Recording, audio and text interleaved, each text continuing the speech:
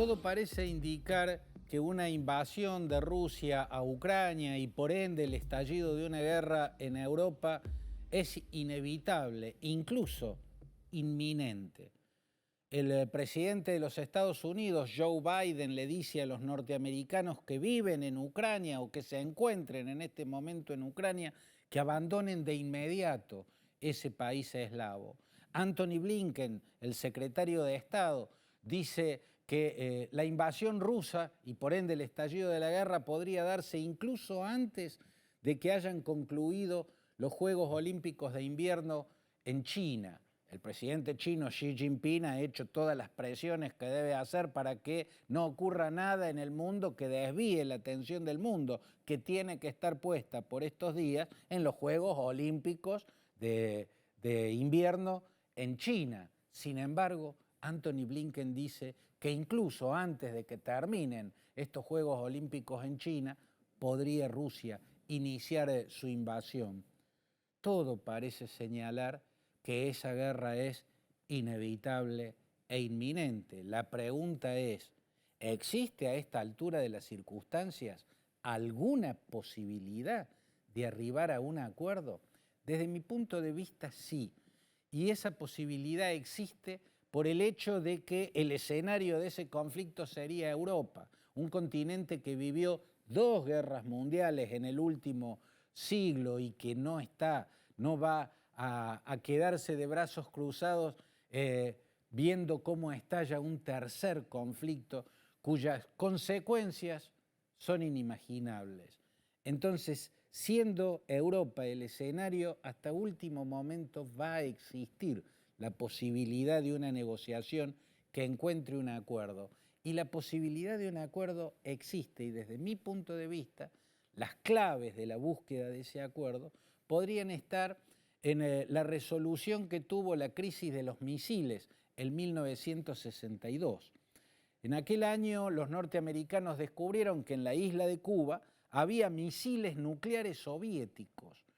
John Kennedy puso el grito en el cielo, amenazó con iniciar una acción militar. Nikita Khrushchev, que era el líder soviético por entonces, no daba el brazo a torcer y cuando todo parecía encaminarse hacia una guerra que incluso podía ser una guerra nuclear, se encontró la clave de un acuerdo. ¿Y cuál fue la clave de ese acuerdo al que finalmente se arribó?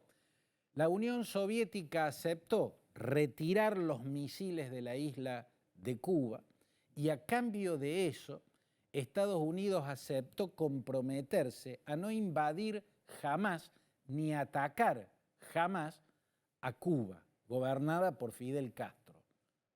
Esa fue la clave del acuerdo. En rigor, la Unión Soviética, a cambio de retirar esos misiles, logró también que Estados Unidos retire los misiles nucleares que tenía estacionados en Turquía, apuntando hacia territorio soviético desde la costa sur del Mar Negro, ¿no? Pero lo fundamental, lo que yo quiero subrayar, es que además de lograr el retiro de los misiles Pershing, creo que eran los misiles de la OTAN que estaban en Turquía, apuntando desde allí a la Unión Soviética, además de eso, logró un compromiso norteamericano de nunca invadir y de nunca atacar a Cuba. Y se cumplieron esas partes. Estados Unidos, a través de la CIA, intentó muchas veces eliminar al régimen de Fidel Castro, pero nunca lanzó una invasión y nunca lanzó un bombardeo. Nunca lanzó un bombardeo después de ese acuerdo. Antes estuvo la aventura desastrosa de Bahía de Cochinos, pero después del acuerdo de la crisis de los misiles no hubo invasión y no hubo bombardeo norteamericano. Esa puede ser la clave. ¿Cómo se aplicaría en este caso?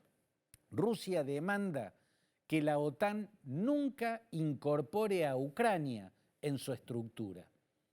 La OTAN responde diciendo no podemos comprometernos a semejante cosa. Por otro lado, si el ataque ruso se da ahora, si la invasión de Rusia a Ucrania se da ahora, la OTAN no está obligada a entrar en una guerra con Rusia, porque la OTAN solo entra en conflicto según su propio estatuto, según la constitución que se hizo cuando empezó a existir, solo entra en un conflicto si uno de sus países miembros es atacado por un país externo a la Alianza Atlántica. Si un país externo, si un país que no es miembro es atacado, la OTAN no puede entrar en acción. Entonces, bien, tomando la clave de cómo se acordó para evitar que la crisis de los misiles de 1962 derivara en una guerra entre la Unión Soviética y los Estados Unidos, tomando esa negociación como clave, lo que vislumbramos como posibilidad es que la OTAN se comprometa a no incorporar jamás a Ucrania, en tanto y en cuanto la Federación Rusa se comprometa a retirar las fuerzas que están hackeando, ¿no?, que están tendiendo un cerco geopolítico sobre Ucrania, desde Bielorrusia, desde el oeste de Rusia, desde la península de Crimea y yo agrego desde el Transdniester, esa porción de Moldavia que le arrebataron los prorrusos y donde Rusia instaló fuerzas militares propias y desde donde pueden llegar en cuestión de horas a Odessa, que es el puerto más importante que le queda a Ucrania sobre el Mar Negro después de haber perdido Sebastopol y el resto de la península de Crimea. O sea, la OTAN se compromete a no incorporar jamás en su estructura a Ucrania a cambio de que Rusia se comprometa, como hizo Kennedy en el 62, a no invadir jamás Ucrania, a no atacar jamás a Ucrania. Ahí está la primer parte del acuerdo. ¿Y cómo haría la OTAN para asegurarse que Rusia va a cumplir ese jamás invadir, jamás atacar a Ucrania? Reformando algo que está en su constitución, reformando el artículo que le impone no entrar en una acción militar si no es atacado uno de los países miembros. O sea, la OTAN podría acordar con Rusia no incorporar nunca a Ucrania en tanto y en cuanto Rusia se comprometa a no atacar jamás a Ucrania y dejando en claro la Alianza Atlántica que si Rusia incumple y ataca a Ucrania, la OTAN va a actuar como si Ucrania fuera parte de su estructura y por ende entraría en confrontación militar directa con Rusia. Esa es la base de un posible acuerdo.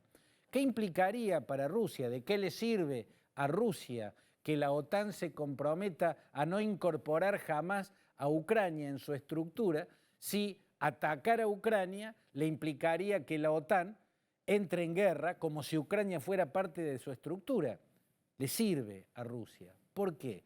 Porque si la OTAN no incorpora a Ucrania, la OTAN nunca va a poner misiles en Ucrania, la OTAN nunca va a instalar bases militares en Ucrania, la OTAN nunca va a desplazar tropas propias hacia Ucrania.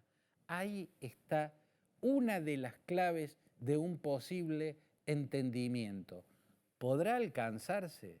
Sobre todo, ¿podrá alcanzarse antes de que sea demasiado tarde?